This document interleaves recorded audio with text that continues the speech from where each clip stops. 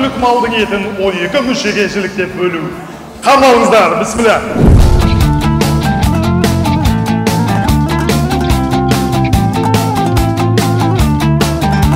Қазақ гриль өте керемет дәмді екен.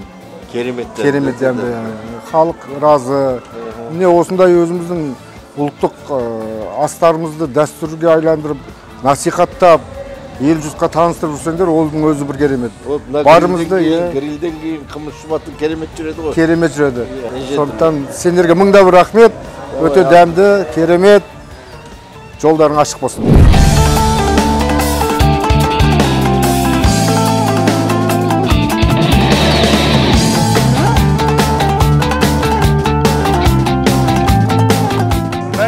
Мына қазағымыздың салт дәстүрі бойынша бас табақ құдаларымыздың құрметіне бұл жамбас жілік тартылады. Асықты жілік ортан жілігімен.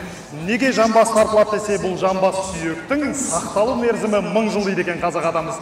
Сондықтан құдалықтарыңыз 1000 жылдық болсын деген ниетпен бас табақты сіздердің құрметтеріңізге ұсынуға рұқсат етіңіздер. Астарыңыз дәмді болсын, құдалықтарыңыз 1000 жылдық болсын.